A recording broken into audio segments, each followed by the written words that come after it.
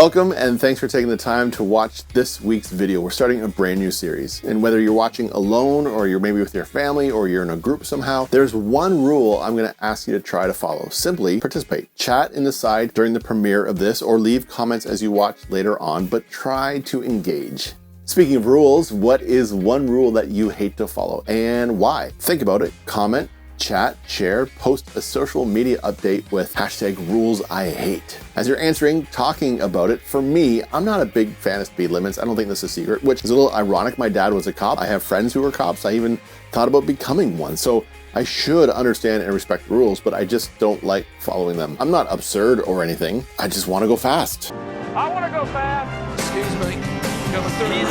What are some rules that you are grateful for? Comment, share, chat, post #RulesILove. For me, I'm thankful for the rule that says you shouldn't eat raw chicken. I mean, A, it's gross, B, it's not safe. Those are good rules to live by. There are a ton of rules that we need to follow on a daily basis. From when you wake up at home to school and even getting to school, maybe you have a part-time job after school and then you're back at home. Everywhere in between, we are surrounded by rules. For as long as humans have been around, there have been rules. And as long as there have been rules, there have been people who've been wanting to simply break those rules. If you've ever wanted to rebel against a rule, trust me, you're not alone. We all get the urge to rebel against rules that we feel restrict our freedom. The reality is this: there are plenty of rules we probably don't want to follow, but we can't exactly throw tantrums when we don't get what we want, can we?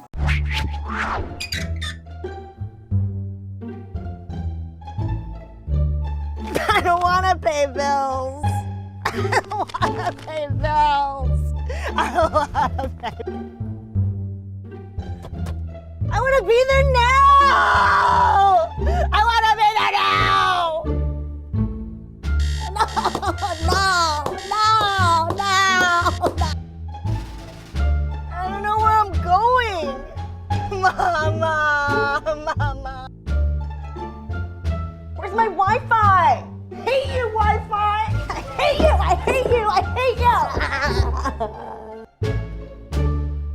I wanted soy. It is soy. I wanted soy! I wanted soy. Everyone responds to rules differently. You might push back on almost every single rule just because you can. You might be the person that you find it easy to obey most rules. After all, there are rules for a reason, right? But no matter how you deal with rules, at some point you're gonna face a rule you really don't like, a rule that makes you feel caged in.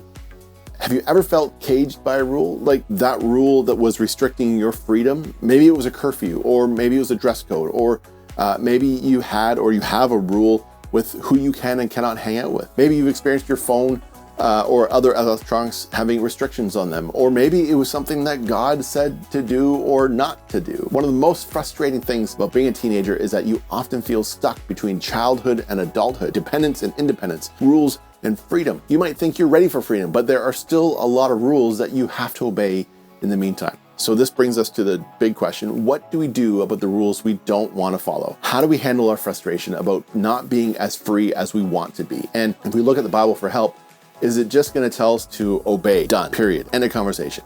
This is James. Say hi to James. Hi, James. James wrote a book in the Bible that has a lot to say about rules, and he has a really famous brother. You may have heard of him, Jesus. After Jesus rose from the dead, James dove headfirst into spreading the good news of who Jesus was. He even became the leader of the church in Jerusalem, a faith community made up of Jewish people who began to follow Jesus. It's important to know the background of James. He grew up in a home, in a community, in a world around him that had a lot of religious rules. There were obvious ones like don't kill anybody, but there were hundreds of other rules. Don't wear clothes made out of more than one kind of fabric. If you find an ox on the side of the road, stop what you're doing and take it back to its owner immediately. Okay, but what happens if you're actually doing that and then you find another ox with a different owner? Do you have to take that one back?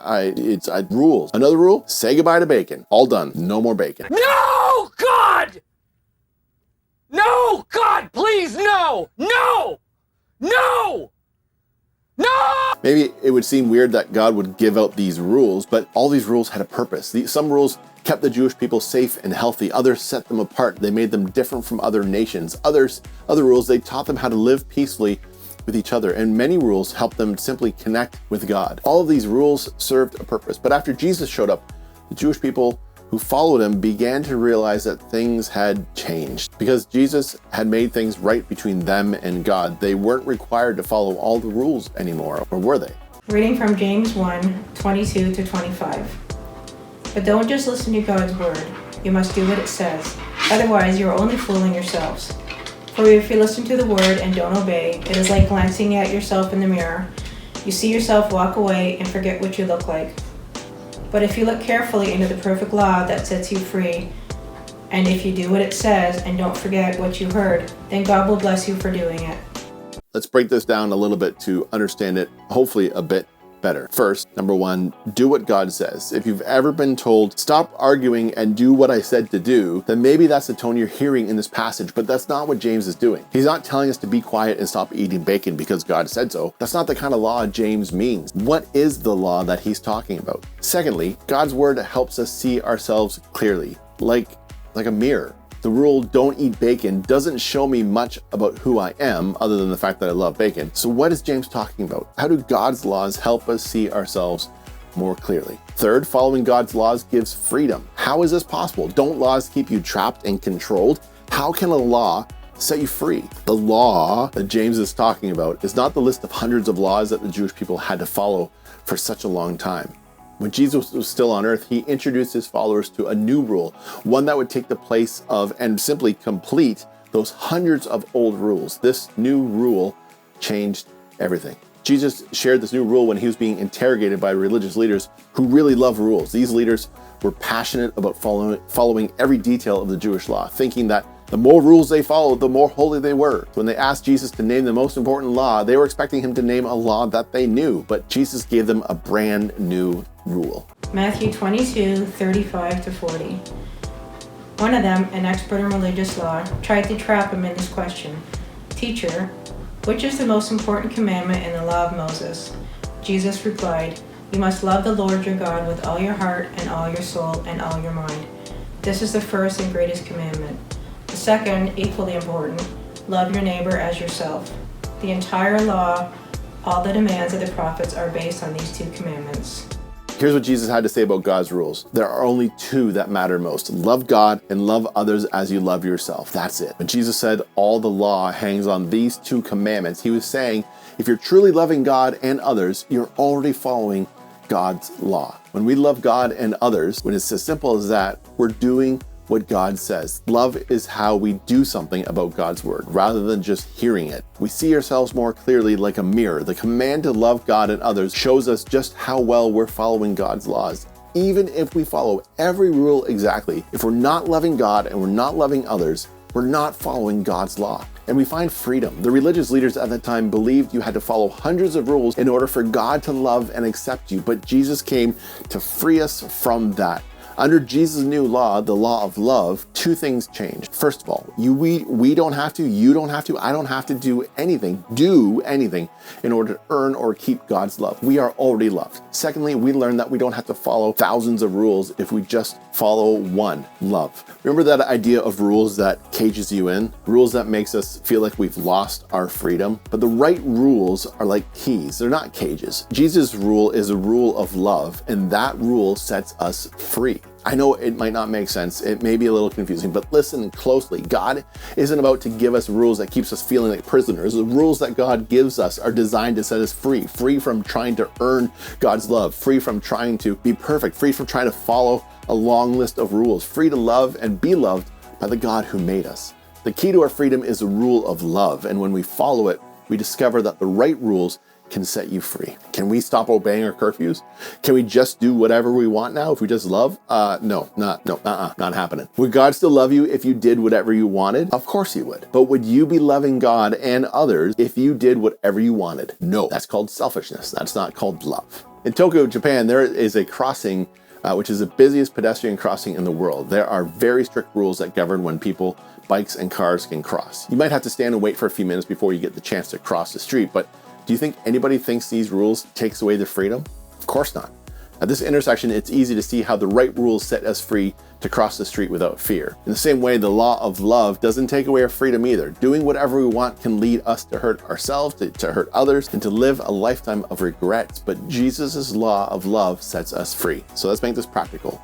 What does the law look like in our everyday life? First, let's talk about something we can all relate to, whether you're following Jesus or not. Then we're going to talk about what this means for our relationship with God. Loving others. We've mentioned a lot of rules that feel restrictive, unreasonable, unfair, but what if we thought of these rules differently? Instead of telling our parents, this curfew or bedtime or rule of time is stupid, what if we asked, how can I love my parents better? Maybe coming home earlier or following whatever time rule there is lets them go to sleep when they want to and be rested, rather than staying up late and worrying and being stressed. Instead of thinking, it's fine if I text and drive, what if we asked, how can I better love the people around me? Following these laws is a simple way we can protect each other from harm. Hashtag loving each other. Instead of deciding the church is wrong, sex isn't a big deal, what if we ask, what does it mean to truly love the person that I'm dating? Maybe loving someone means being kind and selfless and patient and wise, rather than doing whatever we want to do in the heat of the moment. Secondly, when we talk about loving God, Jesus' rule of loving others is a helpful way to make decisions, no matter what you believe. But Jesus gave us the law of love for a reason that's bigger than just being kind to each other. Above all, Jesus wants us to love God. So if following God ever makes you feel caged instead of free, what if you ask, how do God's rules help me love God more? How do they help me stay close to God? How do they give me a chance to love God by loving others? How do they give me a chance to trust and obey God even when I don't understand? In this series that we're going through, we're going to talk a lot about the relationship between rules and freedom, but we need to start here with the law of love. Simply put, God's love sets us free to love others, to love God, and to love ourselves. God's law helps us see that no matter what we've done, God's love for us never fails. There will always be rules we don't like. There'll be rules that we don't understand, that we can't agree with. But the right rules can set you free. And according to Jesus, the greatest rule is love.